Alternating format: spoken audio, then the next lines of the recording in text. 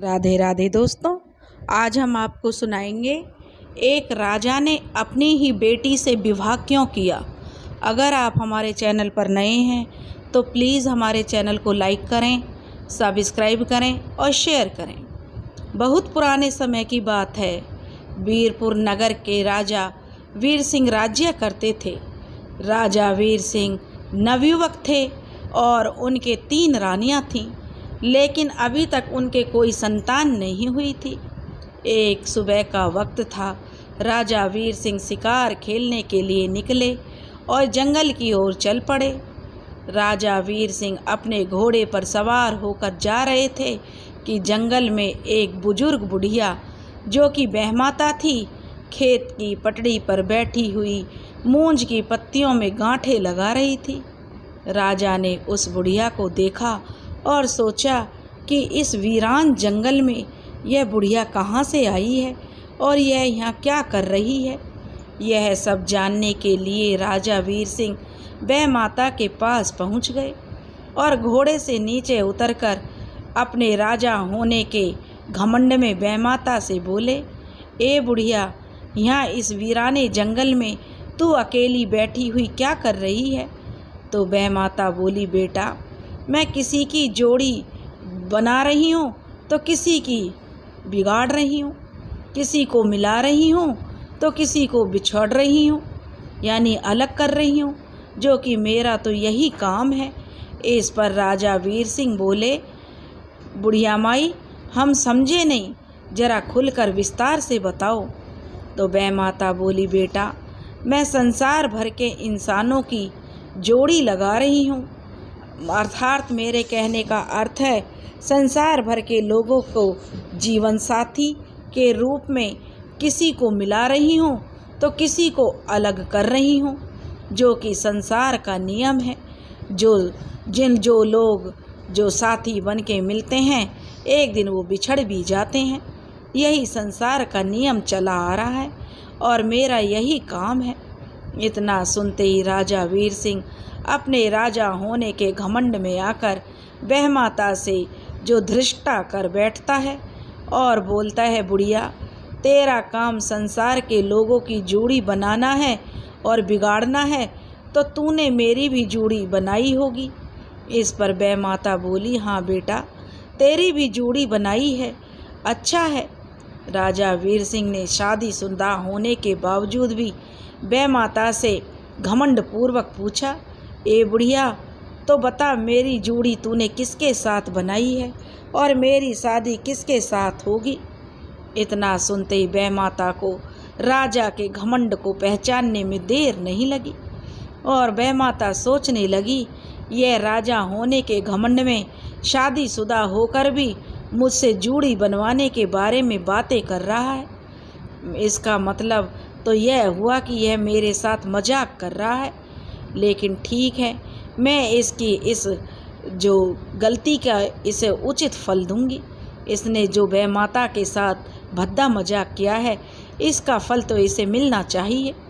ऐसा सोचकर बहमाता राजा से बोली, हे राजा, तूने मुझसे पूछा कि तेरी जोड़ी मैंने कहाँ बनाई है, तो सुन, मेरी बात ध्यान से सुन।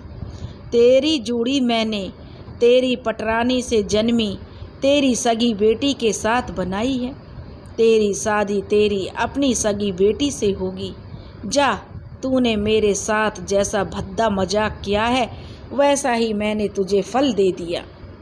बहमाता के इतने वचन सुनते ही राजा के पैरों तले जमीन निकल गई और बहमाता से अपने किए के लिए माफ़ी मांगने लगा। तो बहमाता बोली कि राजा, तू तो राजा है, न तेरे लिए तो सब कुछ संभव है, ना तो तू जा और झुठला दे इस बुढ़िया के वचन को। राजा बहमाता की लाख मन्नतें करने लगा और बहमाता से मिले श्राप को वापस लेने की प्रार्थना करने लगा। तब बहमाता बोली कि हे राजा, मेरा कहा गया वचन झूठा तो नहीं हो सकता, लेकिन तेरे पास सामर्थ्य हो तो बचने की कोशिश कर लेना। इतना कहकर बहमाता अपने कार्य में मस्त हो गई और राजा शिकार खेलना तो भूल ही गया था और वह अब बहुत दुखी था और दुखी मन से ही अपनी राजधानी और अपने महल को लौट आया। महल में अपनी पटरानी चंद्रलेखा के पास राजा जो है बहुत ही उदास मन से पहुंचा।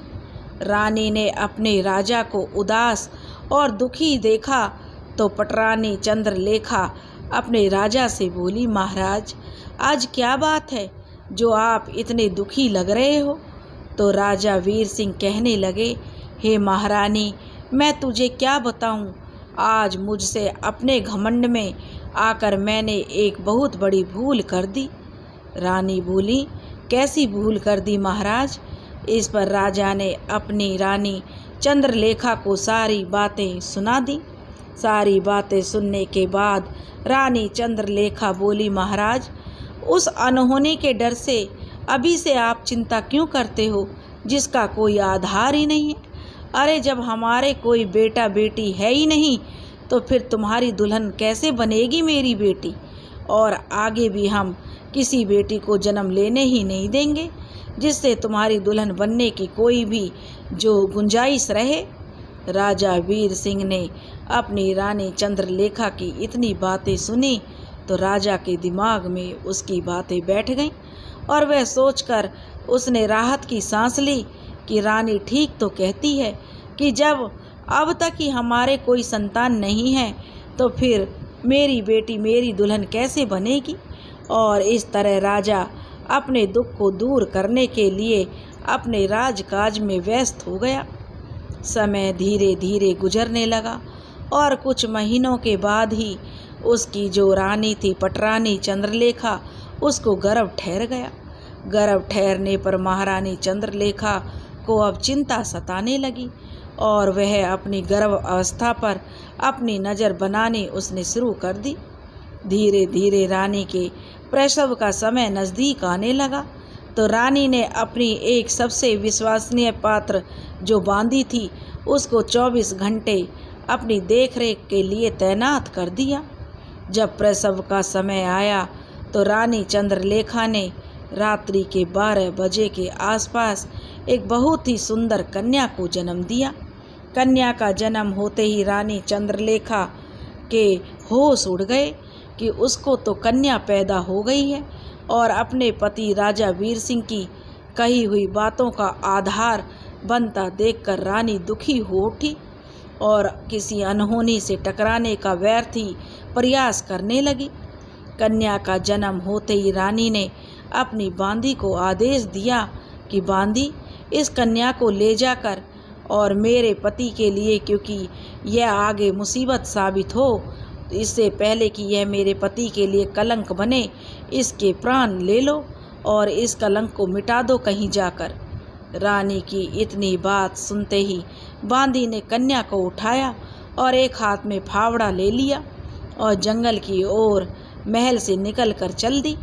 महल से निकलते ही प्रजा बस्ती में पहुंची। प्रजा बस्ती से निकलकर जंगल की ओर जा ही रही थी कि तभी बस्ती के पड़ोस में सूखे गोबर के घूरे पड़े हुए थे। बांदी ने सोचा, बच्ची को लेकर अगर जंगल की ओर जाऊंगी तो किसी ने देख लिया तो कोई बखेड़ा खड़ा हो जाएगा। इसलिए उसने सोच लिया कि जंगल की ओर जाने और किसी के देख लेने से तो अच्छा है कि इस घूरे में ही इसको जो लड़की है इसको दफना दूं। और उसने यही उचित समझा और बांदी ने फावड़े से पूरे जो घूरा था उसको खोदना शुरू कर दिया और कन्या के लिए दफनाने के लिए जितने में कन्या दफना जाए उतना खड्डा खोद दिया और उसके बाद कन्या को घूरे में दफन कर दिया और महल वापस लौट आई। महल पहुंचकर बांदी ने रानी को कन्या के बारे में सब कुछ ठीक ठाक बता दिया। रानी यह सोचकर निश्चिंत हो गई कि कन्या घूरे में दफन हो गई है और घूरे में दफन होने के कारण उसका दम घुट जाएगा और वह मर जाएगी। लेकिन विधाता को तो कुछ और ही मंजूर था। घूरे का सूखा गोबर होने के कारण उसमें हवा का आवागमन बना हुआ था जिससे कन्या सांस ले सके और कन्या दम तोड़ने के बजाय उसमें जिंदा बनी रही। इधर सुबह का वक्त होते ही घोड़े का मालिक अपने घोड़े को किसी किसान को बेच देता है और किसान ने घोड़े को खाद के रूप में इस्तेमाल करने के लिए गधों के द्वारा ढुलाई हेतु एक कुम्हार पति पत्नी जो कोई रामू जिसका नाम था उसको ठेका दे दिया। कुम्हार पति पत्नी के संतान नहीं होने के कारण अपनी पत्नी की जो कुम्हार अपनी पत्नी और अपनी उम्र के आखिरी पड़ाव पर था, जो कि संतानहीनता के चलते बहुत ही दुखी रहते थे। किसान के द्वारा काम मिल जाने पर कुम्हार कुछ गधे लेकर अपनी पत्नी के साथ घूरे को किसान के खेतों में डालने चल दिया और घूरे को खोदते खोदते जैसे ही कुम्हार पति पत्नी दोनों ने फावड़ा कन्या के करीब चलाया तो कन्या ने रो दिया। बच्चे के रोने की आवाज़ सुनते ही दोनों कुम्हार और उसकी पत्नी चौंक गए। बच्चे की आवाज़ पर ध्यान लगाने लगे और उन्होंने निश्चय कर लिया और उन्हें विश्वास हो गया कि आवाज़ तो इस घूरे में से ही आ रही है। तो उसने फावड़े को साइड में रखा और अपने हाथों से घूरे को खोदना शुरू कर दिया और आखिरकार बच्ची तक वे पहुँच ही गए और बच्ची को सही सलामत बाहर निकाल लिया।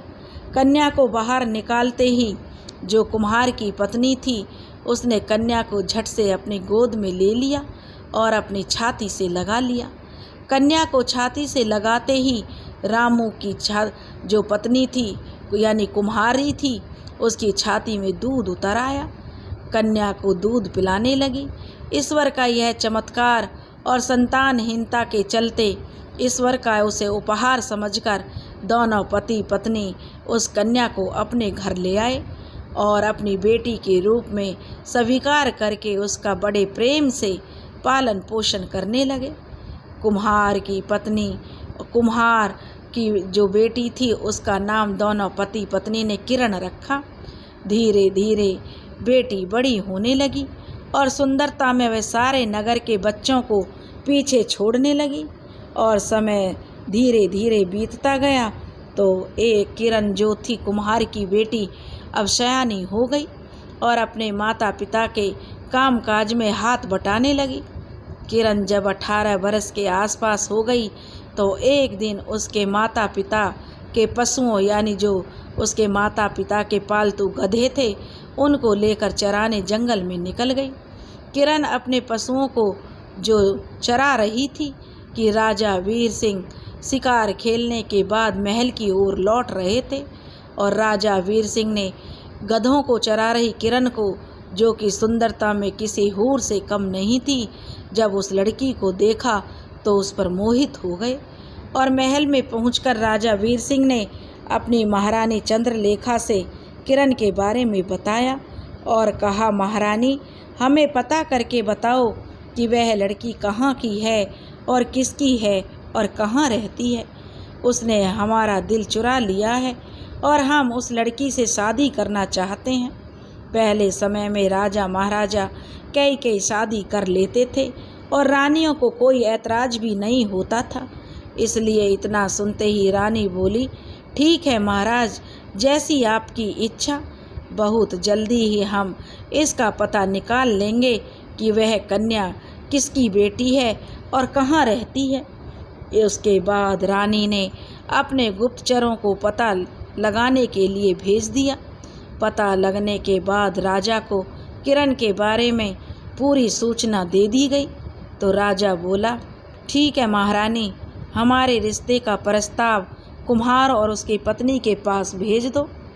इस पर महारानी बोली, महाराज अब यह काम गुप्तचरों का नहीं बल्कि सार्वजनिक रूप से नाई और ब्राह्मण का है, इसलिए रिश्ते का प्रस्ताव नाई और ब्राह्मण के द्वारा भेजो। अगली सुबह राजा ने अपने दरबार में नाई और ब्राह्मण को बुलवाया और रिश्ते का प्रस्ताव कुम्हार पति पत्नी के पास भेज दिया। रामू और उसकी पत्नी ने जब नाई और ब्राह्मण की बातें सुनी तो उन्हें इस बात पर विश्वास नहीं हुआ। वे कहने लगे, राजा वीर सिंह का रिश्ता उनकी बेटी किरण के लिए लेने को जो नाई और ब्राह्मण कहने लगे।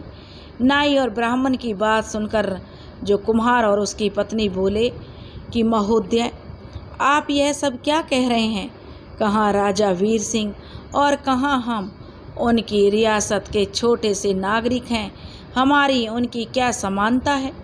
इस पर नाई और ब्राह्मण बोले, नहीं रामू, समानता की कोई बात नहीं है। महाराज को तुम्हारी बेटी पसंद आ गई है, इसलिए यह प्रस्ताव महाराज की ओर से है, और इसमें तो तुम्हें अपना सौभाग्य समझना चाहिए कि आपकी बेटी का भाग्य खुलने जा रहा है। तुम्हारी बेटी जानवरों के पीछे नहीं दौड़ेगी, बल्कि राजघराने में रानी बनकर राज करेगी। रामू और रामू की पत्नी अपनी बेटी के सुखद भविष्य को देखते हुए रिश्ते के लिए मंजूरी दे देते हैं और शादी की तैयारियां जोर शोर से शुरू हो जाती हैं। कुछ दिनों बाद ही शादी हो जाती है। शादी होने के बाद राजा वीर सिंह किरण को दुल्हन के रूप में ब्याह कर लाते हैं और उनकी महारानी चंद्रलेखा किरण और राजा का भव्य स्वागत करती है और अपने पति राजा वीर सिंह की सुहागरात की तैयारियां करती है। शाम का समय था। महल के पड़ोस में एक बकरा और बकरी बंधे हुए थे। दोनों आपस में बातें कर रहे थे और जो रानी चंद्रलेखा थी वह उनकी बातें बड़े गौर से सुन रही थी। बकरा बकरी से बोला, बकरी, कैसा अनर्थ होने को जा रहा है? बकरी बोली, कैसा अनर्थ? तो बकरा कहने लगा, बकरी, ऐसा अनर्थ जो पहले कभी नहीं हुआ था। एक बाप अपनी ही सगी बेटी को दुल्हन बनाकर लाया है। इस पर बकरी बोली, यदि आप सच बोल रहे हैं तो इस कहानी को मुझे पूरी सुनाइए।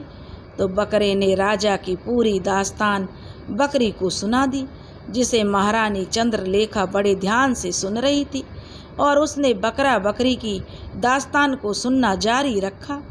बकरी ने पूरी दास्तान सुनने के बाद भगवान से प्रार्थना की, हे भगवान, ऐसा अनर्थ देखकर सुनकर भी अगर हम जिंदा हैं तो हे भगवान, हम आपसे प्रार्थना करते हैं कि आज के बाद आप हमारी बोलने की और सोचने की शक्ति हमसे वापस ले लो, जिससे हम किसी भी अपराध को ना तो सोच पाएंगे और न ही बोल पाएंगे, जिससे हमें जीने में आसानी होगी। और ऐसा सुना है कि उसी क्षण ईश्वर की मेहर से बकरा और बकरी गूंगे हो गए।